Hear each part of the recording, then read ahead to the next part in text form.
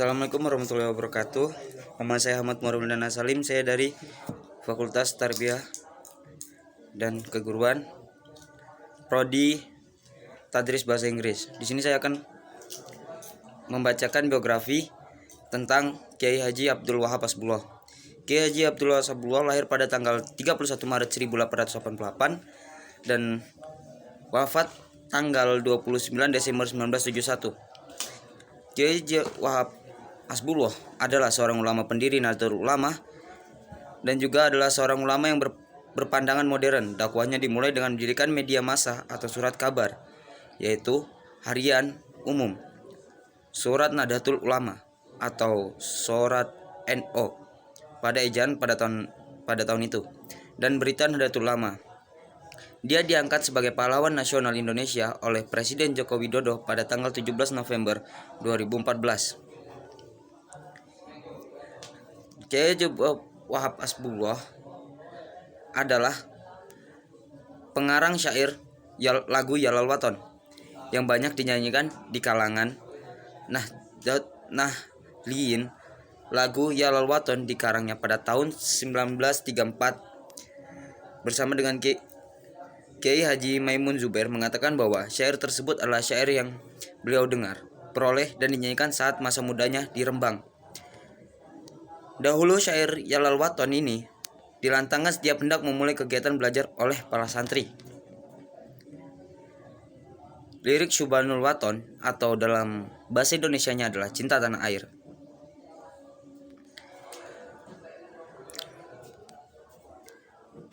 Kiai Haji Wahab Hasbullah adalah kiai pengasuh pesantren Tambak Beras Jombang, Jawa Timur.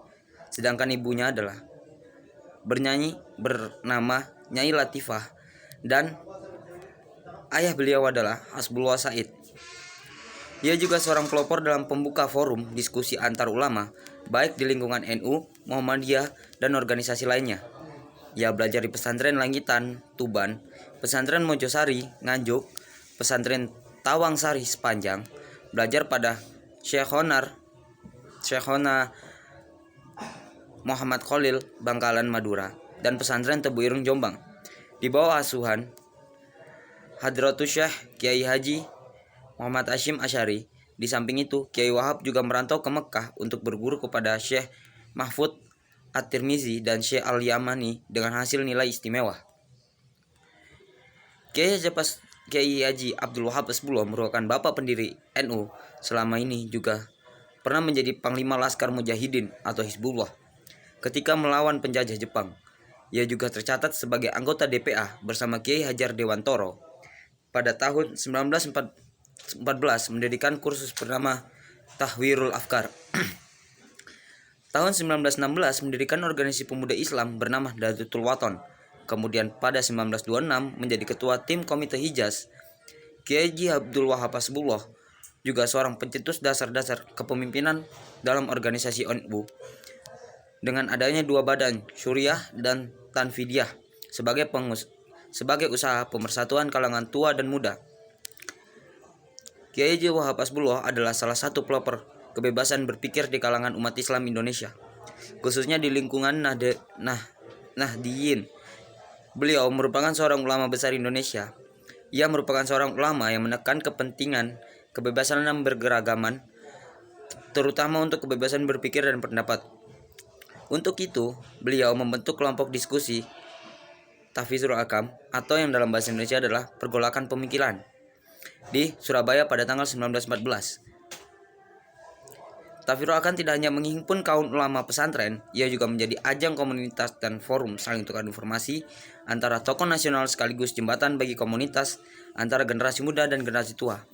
Karena sifat rekrutmennya lebih mementingkan progresivitas berpikir dan bertindak, maka jelas pula kelompok diskusi ini juga menjadi forum pengkaderan bagi kaum muda yang cenderung pada pemikiran keilmuan dan dunia politik.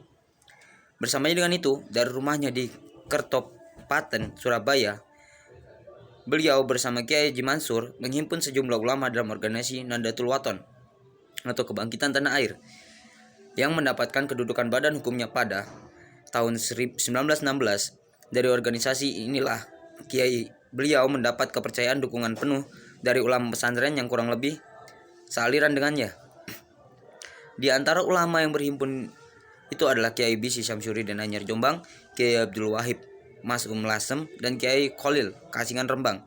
Kebebasan berpikir berpendapat yang dipelopori Kiai Haji Wahab Hasbullah dengan membentuk tafsirul afkar merupakan warisan terpenting kepada kaum muslimin Indonesia. Kiai Haji Wahab telah mencontohkan kepada generasi penerusnya bahwa prinsip kebebasan berpikir dan berpendapat dapat dijalankan pada nuansa keberagaman yang kental.